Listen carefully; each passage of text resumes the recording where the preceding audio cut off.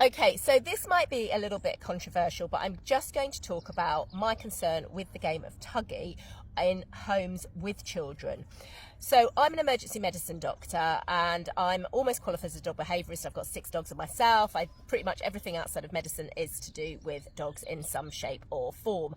Now, I have studied the dog bites in children, presenting to the A&E where I work for the past decade.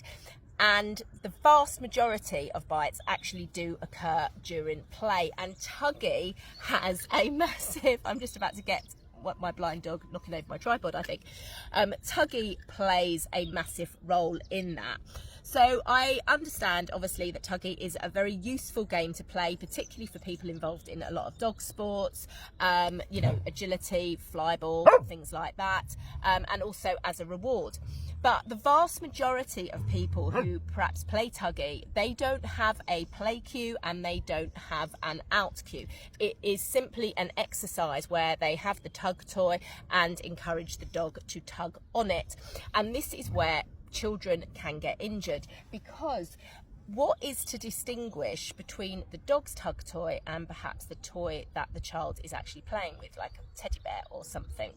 But also the dog playing Tuggy with the child. You know, we all know, don't we? We've all had our fingers nipped from the dogs because of, you know, they've just got over enthusiastic or they've just mistimed things. But obviously a child's fingers are far softer than ours, and their legs, and they can get bitten and needing hospital treatment. Not just that, I've actually come across children with the noses injured, facial injuries. Even there's been a case where a child's penis has been injured because of playing Tuggy. And so it is really important, if you want to play that game with your dog, then you get proper instruction how to teach it. So you need a strong play cue and you need a strong out cue, so that your dog knows when the game is on and when the game is off, and you don't just play it with your dog and allow your child to play it with your dog without that training. Now also, you do need to be mindful of smaller children. It's not sensible to allow them to play that game, and also make sure they are fully clothed so that injuries like what I just mentioned don't actually happen.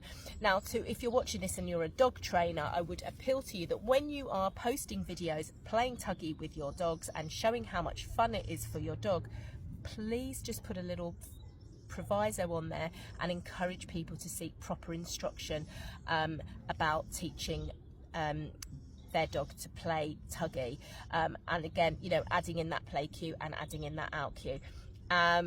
You know, if you've got any comments about this, do drop them below. You know, this is a real problem and people do get bitten, and I'm quite sure if you play Tuggy yourself, you've probably got bitten accidentally by your dog on a few occasions, because I know I have.